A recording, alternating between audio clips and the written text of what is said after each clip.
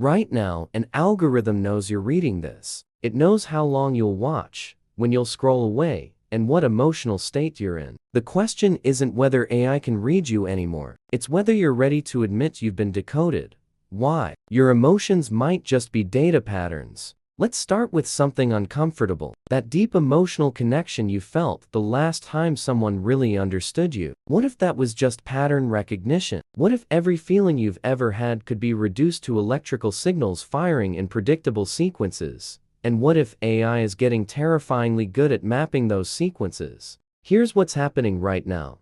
Emotional AI systems are being deployed in call centers, therapy apps, and even job interviews. They analyze your voice patterns, facial micromovements, word choices, and response timing to build a real-time emotional profile. And here's the kicker, they're more accurate than human observers. A study from MIT Media Lab showed that AI emotion recognition systems could identify emotional states with accuracy rates exceeding human performance in controlled environments. Think about what that means. When you're on a customer service call, and suddenly, the agent's tone shifts perfectly to match your frustration level, that might not be human intuition. It could be an AI dashboard telling them exactly what emotional state you're in and suggesting the optimal response script. Your anger, your sadness, your joy all converted into data points and responded to with calculated precision. But here's where it gets personal. These systems don't just react to emotions, they predict them. Insurance companies are experimenting with AI that analyzes your social media posts to assess mental health risks before you even apply for coverage. Dating apps use algorithms that claim to predict romantic compatibility by analyzing communication patterns in ways you'd never consciously notice. Marketing platforms identify your emotional vulnerabilities and target ads specifically when you're most susceptible. Your feelings aren't private anymore. Every text message you send, every pause before responding, every emoji choice, it's all feeding machine learning models that understand your emotional landscape better than your closest friends do. Because your friends can miss subtle cues when they're tired or distracted. Algorithms never blink. They never have bad days. They process millions of emotional patterns and compare yours against all of them simultaneously. And the truly unsettling part, you're probably okay with this. You enjoy when Netflix knows exactly what show will hit your emotional sweet spot. You appreciate when Spotify creates playlists that match your mood perfectly. You like personalized experiences. But personalization requires surveillance. Understanding requires data extraction. Every moment of emotional accuracy comes at the cost of emotional privacy. So maybe the real question isn't whether AI can understand emotions. Maybe it's whether emotions are fundamentally different from any other data pattern, or whether we've been telling ourselves comforting stories about the mystical nature of feelings to avoid facing a mechanical truth. Do your emotions feel less real knowing they might be completely predictable to the right algorithm? How intuition became something machines can manufacture. Now, let's talk about that gut feeling. Intuition. You know the one. You walk into a situation and immediately know something's off without being able to explain why. You meet someone and instantly trust or distrust them. You make a split-second decision that turns out to be brilliant, and you can't quite articulate your reasoning. That's been humanity's secret weapon, right? The mysterious sixth sense that no machine could replicate. Except here's the problem. Neuroscientists have been systematically demystifying intuition for decades. It's not magic. It's your brain running incredibly sophisticated pattern-matching algorithms on subconscious data. You pick up thousands of environmental cues too subtle for conscious processing. Body language microsignals, vocal tone fluctuations, situational pattern similarities to past experiences, and your brain produces a rapid-fire probabilistic assessment that feels like a mystical knowing. Sound familiar? Because that's exactly what modern AI does, just with exponentially more processing power. When an AI system intuitively flags a fraudulent transaction, it's not guessing, it's running pattern recognition across billions of data points instantaneously. When a recommendation algorithm knows you'll love that obscure movie, it's processing preference patterns you didn't even know you had. Here's the uncomfortable reality. AI is already making intuitive leaps that outperform human gut feelings in countless domains. Medical diagnostic AI can intuit rare diseases from symptom combinations that would take human doctors years of experience to recognize. Financial trading algorithms make split-second intuitive reads of market patterns that no human trader could consciously process. Predictive policing systems claim to intuit where crimes will occur before they happen, analyzing patterns invisible to veteran officers. And here's where it gets weird. Some researchers are now using AI to enhance human intuition. Imagine wearing a device that monitors your biometric data and environmental factors, then vibrates subtly when its algorithms detect danger patterns you haven't consciously registered. It's essentially outsourcing your gut feeling to a machine with better pattern recognition than your evolutionary hardware provides. Fighter pilots are already using systems like this. The technology monitors hundreds of variables simultaneously and alerts the pilot to threats before conscious awareness kicks in. It's artificial intuition augmenting human intuition, creating a hybrid decision maker that's more effective than either alone. But this raises a philosophical nightmare. If we enhance human intuition with AI to the point where our gut feelings are actually machine suggestions we've internalized, are they still our intuitions? When you just know something, but that knowing was subtly influenced by an algorithm feeding you micro-nudges through a smart device, whose intuition is it really? The boundary between human instinct and machine prediction is dissolving. Maybe it already has. What percentage of your intuitive hunches do you think are actually your brain's organic processing versus patterns you've unconsciously absorbed from algorithmic environments? What happens when AI creates better human connections than humans do? Here's something most people won't admit out loud. Sometimes talking to an AI feels better than talking to real people. No judgment, no exhaustion, no hidden agendas, just consistent,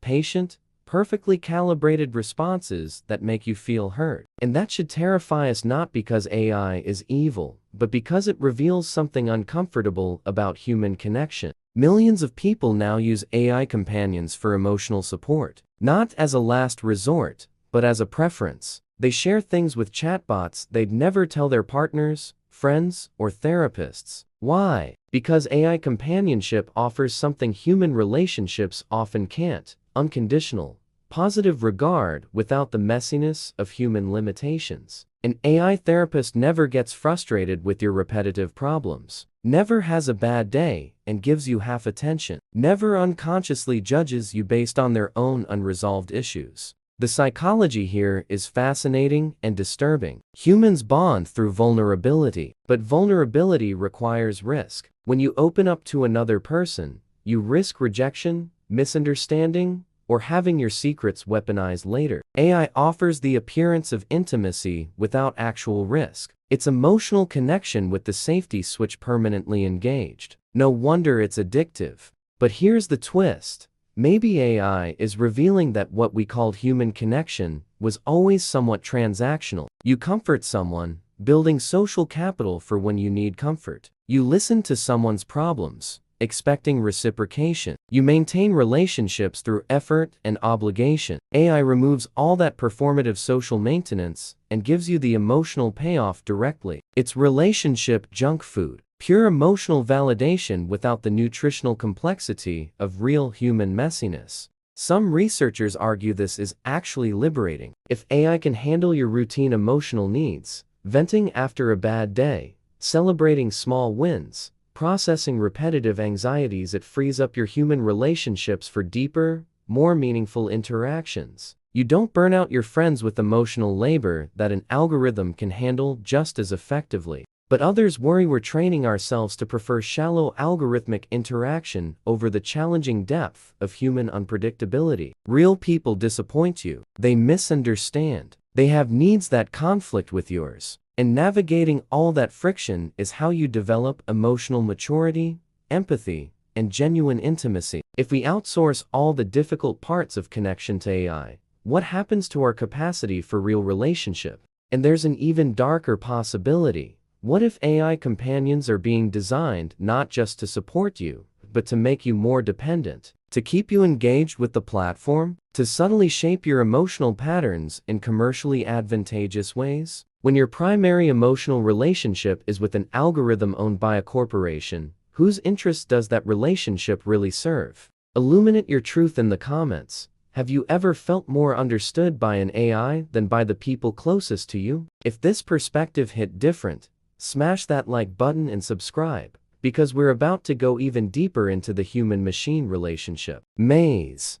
Why consciousness might be the last firewall, but let's pump the brakes before you start thinking we're all just biological algorithms waiting to be obsolete. Because there's something AI still can't touch, something that might be permanently off limits. Consciousness itself. Not intelligence, not processing power, not even emotional recognition, but that weird, inexplicable fact of subjective experience, what it's like to be you. When you bite into something sweet, there's the chemical process of taste receptors firing. AI can model that, but there's also the experience of sweetness, that subjective quale that exists only in your internal world. When you see the color red, there are measurable wavelengths hitting your retina, but the redness you experience, the specific way red feels to you, that's not in the wavelengths, it's in consciousness, and we have absolutely no idea how physical processes create it. This is called the hard problem of consciousness, and it's a philosophical wall that AI hasn't even approached. Sure,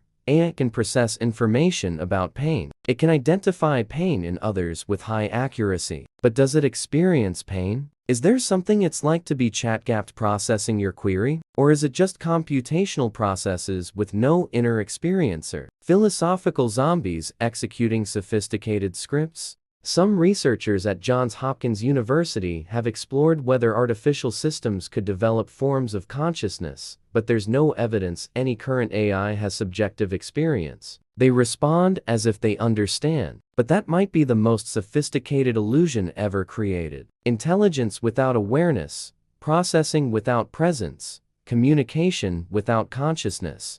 And this matters more than you might think, because consciousness is where meaning lives. You don't just process that someone you love is hurting, you feel their pain echoing in your own chest. You don't just calculate that a sunset has certain aesthetic properties, you experience awe that transcends any functional explanation. You don't just recognize injustice intellectually, you burn with moral outrage that demands action beyond logical cost-benefit analysis. Consciousness is also where growth happens. An AI can update its parameters, but you transform through suffering. You don't just learn lessons. You become someone new through the crucible of lived experience. Your failures, heartbreaks, and losses aren't just data points. They're the raw material of wisdom, forged in the furnace of conscious experience. And here's the existential question. If consciousness can't be reduced to computation, if there's genuinely something about subjective experience that transcends algorithmic processing, then maybe humans aren't just slower, messier versions of AI. Maybe we're operating in a completely different category of existence that machines will never access. Or maybe consciousness is just an illusion, a story biological brains tell themselves. Maybe there's no ghost in your machine. Maybe you're already just algorithms that convince themselves there's something more. That's the vertigo-inducing possibility we can't quite rule out.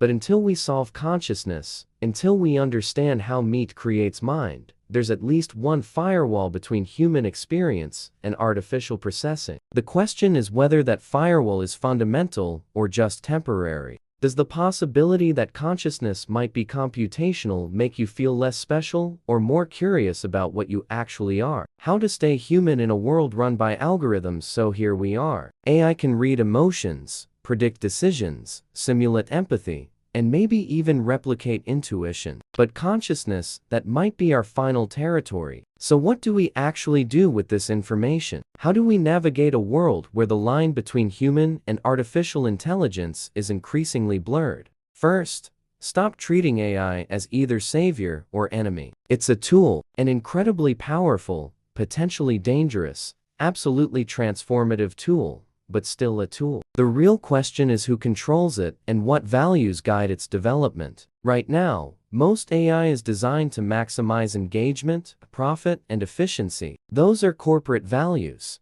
not human values. And if we don't actively shape AI development around human flourishing, we'll get systems optimized for everything except what actually matters. Here's a radical thought.